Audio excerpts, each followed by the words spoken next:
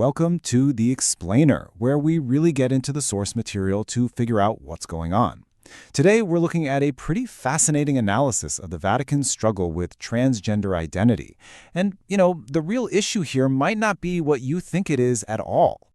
So, the analysis we're digging into today really reframes this whole debate. It says, look, this isn't just another culture war issue or some simple moral question.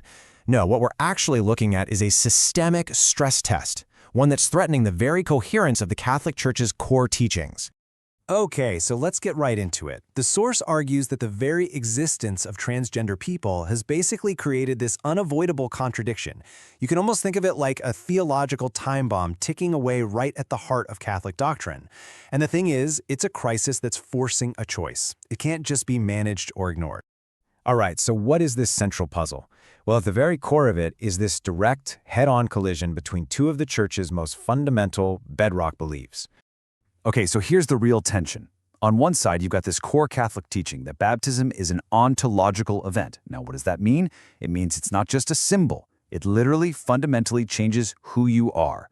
It makes you a new creation in Christ. But then, on the other side, you have the Church teaching that your birth-assigned gender, which is based on what it calls natural law, is also an absolute, unchangeable truth. See the problem? Now, as long as these two ideas just exist in the abstract, they can kind of coexist in separate boxes. No problem. But the analysis argues, the moment you acknowledge the reality of trans people, those two boxes crash into each other. Suddenly, these two concepts are in direct, logical opposition. They simply cannot exist in the same space anymore. So this creates what the source calls a theological trilemma. It's like one of those pick-two puzzles.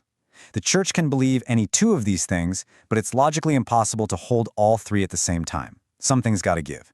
So which is it? Is baptism not as powerful as the Church says? Is gender not as fixed as it's been taught? Or are trans people simply not real? You see? The Church is being backed into a corner where it has to choose. Right. So this trilemma isn't just a philosophical problem. The really crucial point here is that it creates a crossroads. It lays out three very clear, very distinct paths forward for the Vatican, and they can only pick one. Okay, let's break down these choices because they are stark. Option one, you could just, weaken the power of baptism. Say it's more symbolic than a real transformation. The huge problem with that, it pulls the rug out from under all of Catholic sacrament theology. Option two, you can declare that trans identity is just an error. This is a consistent position for sure, but the analysis points out it causes immense pastoral harm and alienates people. And then there's option three, revise the Church's understanding of natural law itself. So, where does the analysis land? It argues that only that third option, revising natural law, actually resolves the internal contradiction. And this is a key point. The argument isn't that the Church needs to get with the times or become modern. It's that it needs to become more consistent with its own stated beliefs, especially by taking its own teaching on the power of baptism dead seriously. But hold on. Just when you think we've hit the core of the theological puzzle, the source introduces a whole other layer, a deeper mystery, really. This one goes beyond doctrine and gets into something even more fundamental, the very nature of authority and power. Yeah, this quote from the analysis just cuts right to the heart of it, doesn't it? We know who you are better than you do. This captures the next crisis perfectly. It's a crisis of authority. I mean, who gets to decide what's real for another person?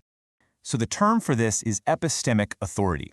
It sounds complicated, but it's just about who has the power to decide whose knowledge and experience are considered valid, whose story is considered true. And the source makes a really strong claim here.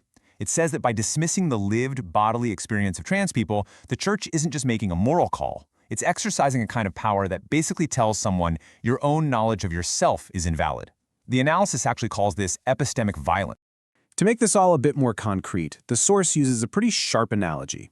Think of the Pope as the CEO of a huge corporation. Right now, he's facing a massive management crisis. Why? Because the company's official business model, that's the theology, is in direct conflict with its operational reality on the ground. And in any business, when that happens, doing nothing is still a decision. It's a decision to let the incoherence fester. And according to this analysis, the clock is definitely ticking. Inaction isn't a stable option. It has consequences that snowball over time. In the short term, say 1 to 2 years, you get a pastoral crisis, where priests on the ground are doing one thing while official doctrine says another.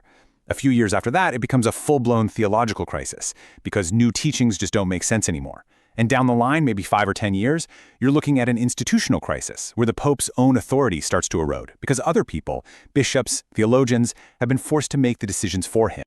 Okay, so here we are, the final reveal.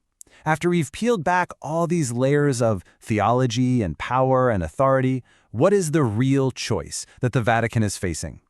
And the conclusion of this analysis is a major twist. This entire crisis was never really about transgender people. It's about the church itself.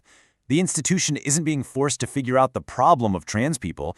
No, it's being forced, by their very existence, to finally decide what it truly believes about its own core ideas, about God, about grace, and about the nature of transformation itself. So these are the stakes, and they're incredibly high. According to the source, by sticking with the status quo, by not making a clear, coherent choice, the church is, well, it's making a choice by default, and it's a choice to prioritize order over people, power over truth, biology over grace, and silence over the responsibility to fix its own internal contradiction. And that brings us to the final, really provocative question that this analysis leaves us with. It all boils down to this. What does the church actually believe God does?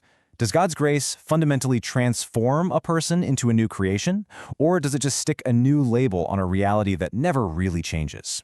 According to this analysis, that is the one question, the one decision that can no longer be dodged. Thanks for joining me for this Explain.